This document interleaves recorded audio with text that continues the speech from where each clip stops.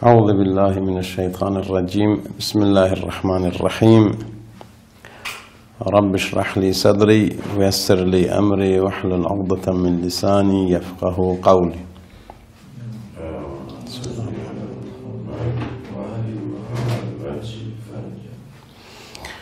Aujourd'hui, on va parler à propos du savoir et savant. C'est quoi la mérite du savoir et c'est quoi la mérite des savants? Quels sont notre devoirs à propos des savants et à propos du savoir? Tout d'abord, comme vous savez, je répète encore, l'islam, c'est la religion du savoir. L'islam, c'est la religion du savoir.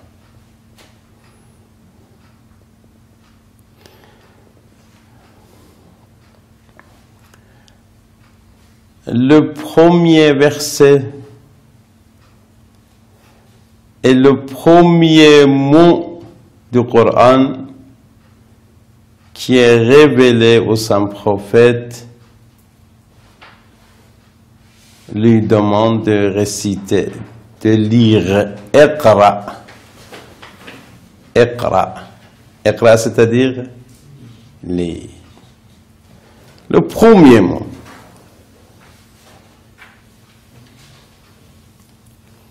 Iqra bismi rabbika alladhi khalaq. Vous voyez? Donc, le Coran commence par Iqra. Même le nom du Coran, c'est un dérivé de la racine qira'a. Qira'a, c'est-à-dire lecture.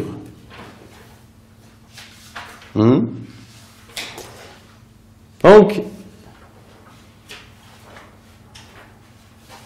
non seulement lecture est encouragée en islam, mais aussi écrire est encouragé en islam. Ça aussi, dans les premiers versets.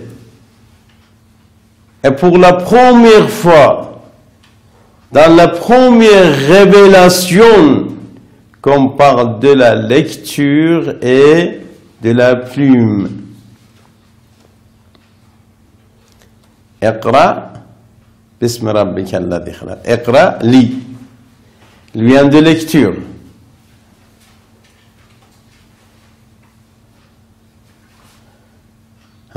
Alladhi allama bil qalam. Mention, récite le nom de ton Seigneur. Qui est ton Seigneur? Vous voyez, ce sont les premiers versets coraniques. Qui est ton Seigneur, ô Muhammad? Alladhi allama bil qalam. Allah, ton Seigneur, est celui qui a enseigné, qui a formé. Mais quel était le moyen de formation, moyen d'enseignement? C'était la plume. Alladhi allama bil qalam. Qalam, c'est la plume. Alors, je vais vous dire, lecture, la connaissance et le savoir et la plume qui est un moyen de savoir sont des choses très très valeureuses et importantes dans notre religion islam.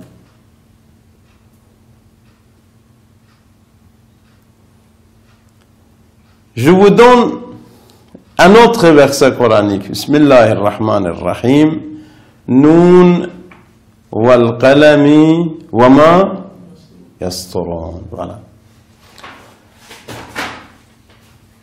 Noun wal qalam, c'est-à-dire je jure par Noun. Wal qalam, je jure par la plume. Vous voyez, c'est Allah qui dit ça, c'est pas moi. Wama yasturun, Yasturun, ce que vous écrivez. Vraiment, Yasturun, ce qu'ils écrivent. Noun wal qalami wama yasturun. C'est-à-dire, je jure par Noun, je jure par Qalam, je jure par écriture. Vous voyez? C'est-à-dire écriture, la plume et Noun, la lettre, ou bien quelque chose. Ils sont tous des choses sacrées. À tel point qu'Allah jure par la plume, par quoi? Par l'écriture. Donc, ce que je veux vous dire en bref, l'islam est commencé par la lecture et par la plume et par l'écriture.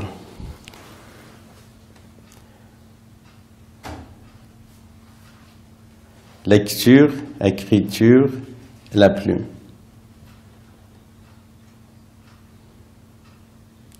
Les gens qui disent l'islam c'est le fusil, l'islam c'est le sabre, ils se trompent. C'est une accusation contre l'islam. L'islam a commencé par la plume, par la lecture et par l'écriture.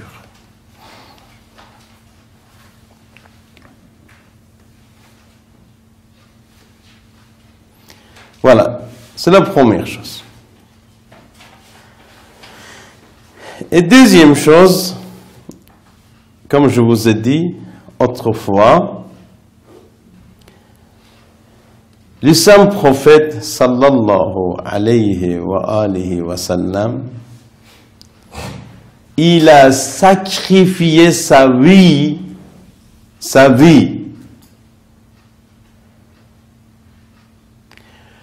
pour faire sortir les gens de quoi? De l'ignorance. N'importe quel jour, n'importe quel moment, n'importe quelle étape de sa vie, Rasulullah sallallahu alayhi wa sallam, il a encouragé les gens à apprendre, à apprentissage.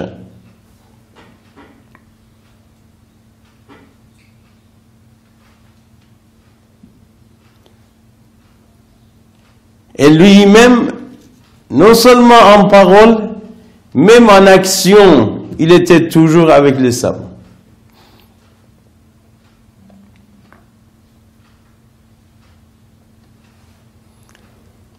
Une fois entré à la mosquée, il y a deux groupes, deux réunions. Une réunion pour l'invocation, une autre pour, comment on dit ça, discussion scientifique. Il préfère lequel? Rasulullah préfère de s'asseoir avec qui? Avec les gens, avec les gens qui sont en train d'apprendre. Il rejoint à la réunion scientifique. Pourquoi? Parce que l'adoration sans connaissance, c'est rien. L'adoration avec connaissance nous amène vers avance, nous fait avancer.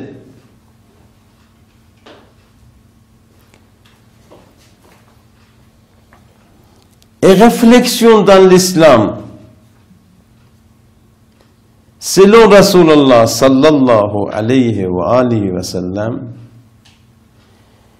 une heure de réflexion, une heure de réflexion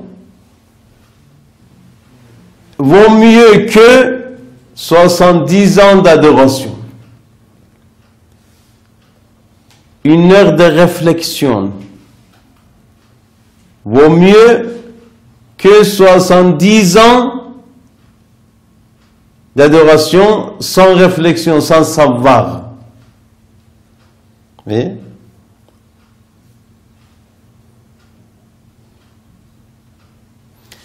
Parce que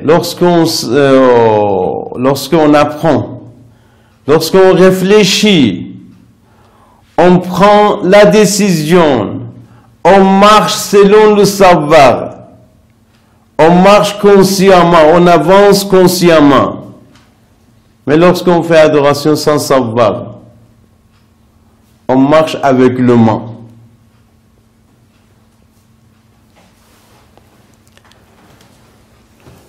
Selon le Coran, verset numéro 9, sourate Zomar. قل هل يستوي الذين يعلمون والذين لا يعلمون إنما يتذكر أولو الألباب. Au prophète, قل dit, est-ce que les gens qui savent et les gens qui ne savent pas et sont égaux? Est-ce que les gens qui savent et les gens qui ne savent pas sont égaux? Non. Ce sont les sages qui réfléchissent sur ça. C'est-à-dire, il y a une grande différence entre ignorants et savants.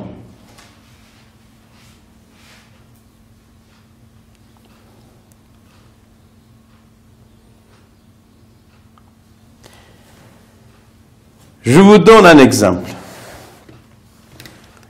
Rasulullah sallallahu alayhi wa alihi wa sallam, il a dit فضل العالم على العابد كفضل القمر على صائر النجوم ليلة البدر. Il a dit, si vous voulez savoir la différence entre le savant et l'ignorant, je vous donne un exemple. C'est Rasulullah qui dit.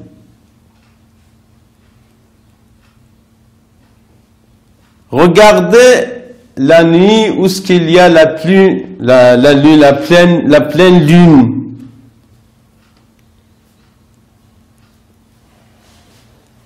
Vous avez vu la nuit, n'est-ce pas? Parce qu'il y a la pleine lune, 14e jour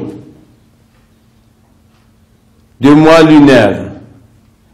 Là, il n'y a que la lune. On voit pas les quoi? On voit pas les étoiles.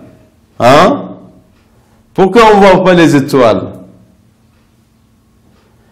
Et la journée, dans la journée, on voit pas les étoiles. Pourquoi on voit pas? Les étoiles, elles sont toujours là. Mais pourquoi on ne voit pas dans la journée? À cause de la lumière du soleil. Ou bien la lumière de la lune lorsqu'il est en pleine lune. N'est-ce pas? Rasulullah sallallahu alayhi wa sallam dit, en comparaison entre le savant et l'ignorant, le savant est comme la lune en pleine. Comme la lumière. Vous voyez, on peut voir un petit peu les autres étoiles, mais c'est la lune qui est beaucoup plus visible. Le savant est comme ça parmi les gens.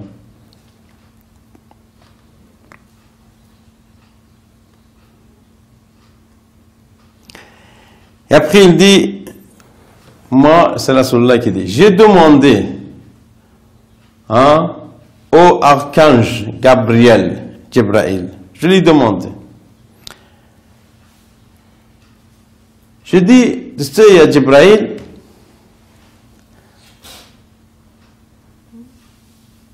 un martyr sur le chemin de Dieu. Il sacrifie beaucoup. Il sacrifie sa vie son âme, tout ce qu'il a, il sacrifie. En fin de compte, il part, il meurt en martyr. Est-ce qu'un martyr mérite beaucoup ou bien un savant? En comparaison, quels sont les meilleurs? Quel est le meilleur? Le savant ou bien le martyr? Qu'est-ce qu'il a dit? Il a dit, tout d'abord, je vais poser la question de la... Faqultu, je dis à Gabriel, Al-ulama'u akram indallahi am ash-shuhada. Quels sont les meilleurs auprès de Dieu? Le plus proche. Les savants ou bien les martyrs?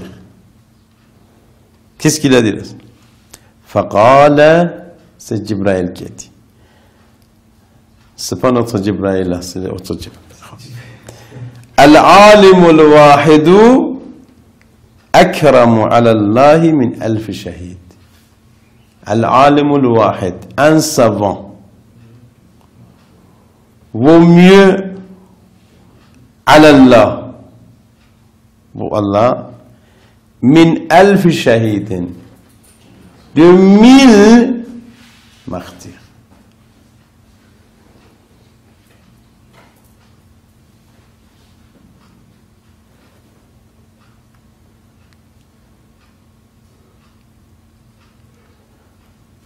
Pourquoi il a dit comme ça? Il argumente, il dit فَإِنَّ اقْتِدَاءَ الْعُلَمَاءِ بِالْأَنْبِيَاءِ وَاقْتِدَاءَ الشُّهَدَاءِ بِالْعُلَمَاءِ. Parce que les savants suivent les prophètes et les martyrs suivent les savants.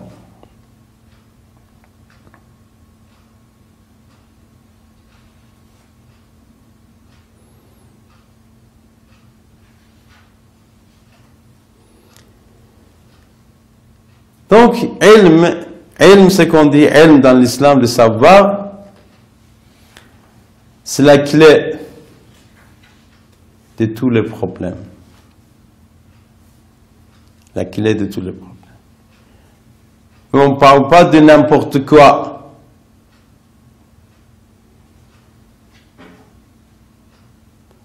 Parfois, on fait recherche pour, par exemple, produire de bombes chimiques, par exemple, des bombes atomiques. Ben, c'est pas un savoir favorable.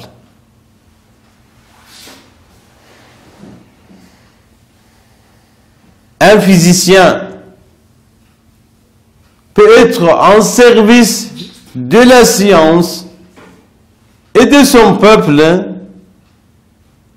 Il peut être en service de quoi? Il peut être un grand danger pour les gens. Donc je parle d'une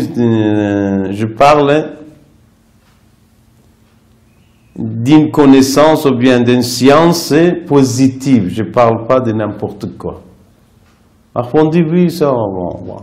N'importe qui il est savant. Non, les savants qui sont en service des gens. Les savants qui sont en service de quoi? De la religion de Dieu. Alors, les savants comme ça vaut beaucoup mieux qu'un savant vaut mieux que 1000 martyrs. Vous voyez, dans l'islam, l'islam nous encourage de profiter de n'importe quel point, quel moment, tous les moments.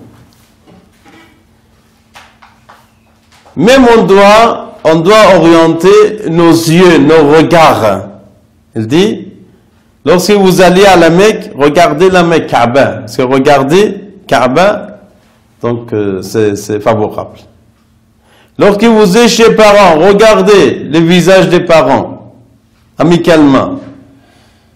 Regardez les parents. Hein? Voilà. Et ensuite, lorsque vous êtes chez un savant, regardez le visage d'un savant. C'est à cause de ça que Rasulullah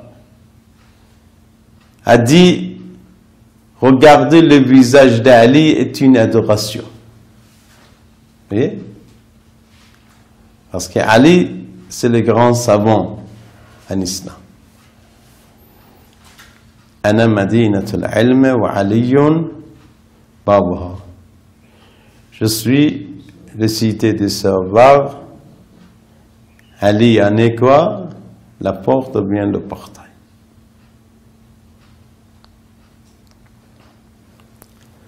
Alors, qu'est-ce qu'il a dit Rasulullah? Il a dit وَالنَّظَرُ إِلَى وَجْهِ الْعَالِمِ عِبَادَةٌ. Regardez le visage d'un savant est une adoration. Un savant.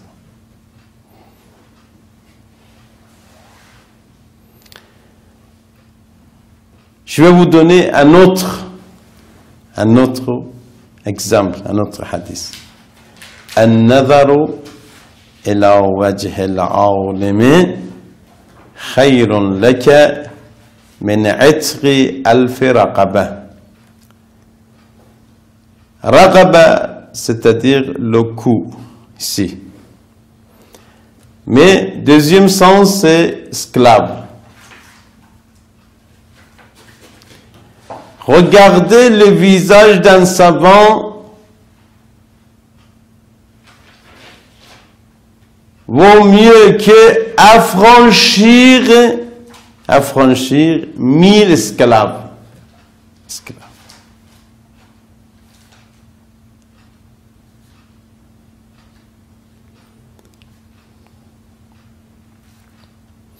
Pourquoi Rasulullah a dit ça?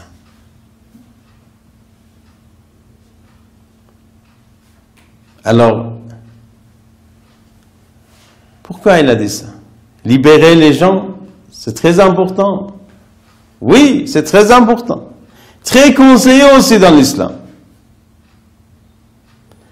Mais pourquoi regarder un savant vaut mieux qu'affranchir 1000 esclaves sur le chemin de Dieu?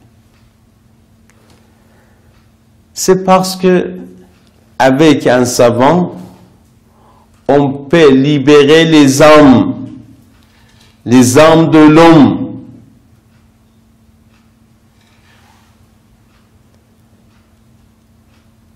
Mais lorsqu'on affranchit un esclave, on affranchit seulement son cœur. Son corps, c'est pas son cœur.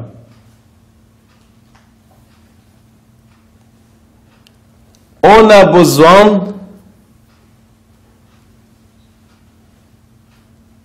besoin d'une libération de l'âme, libération de pensée, progrès de la pensée, développement de la pensée, développement du cœur.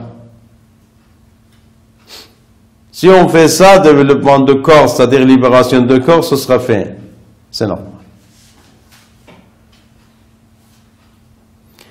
Moi, je vous dis franchement, tout ce qui s'est passé à l'époque de l'imam Ali alayhi salam, tout ce qu'ils ont fait contre l'imam Ali alayhi salam, soit il était exprès, soit il était par l'ignorance.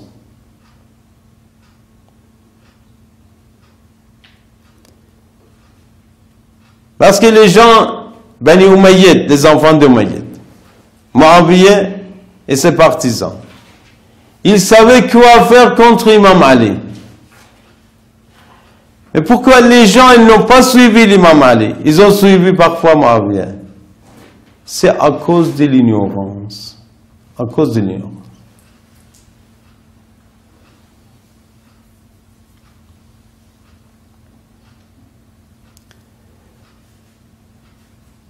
C'est à cause de ça que Rasulullah sallallahu alayhi wa sallam dit, dans la mosquée, il y a quelqu'un qui fait la prière, il jeûne, il y a un savant qui dort. Le Satan, il va entrer dedans, mais il n'ose pas. Pourquoi? C'est pas à cause de ce monsieur qui fait adoration. Un monsieur ignorant, il est. C'est à cause de savant qui dort. Il dort, mais Satan a peur de lui. Alors l'autre, il ne dort pas. Il fait adoration, mais Satan, il n'a pas peur avec lui.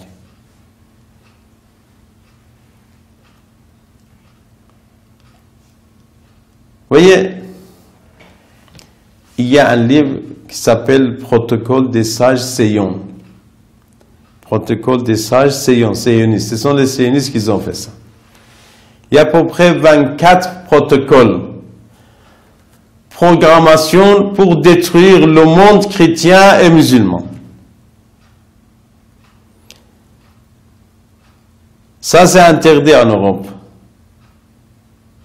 Mais vous pouvez chercher sur le net pour trouver qu'est-ce qui se passe. Là, ils disent, un homme qui pense égale 1 million, 2 millions de personnes.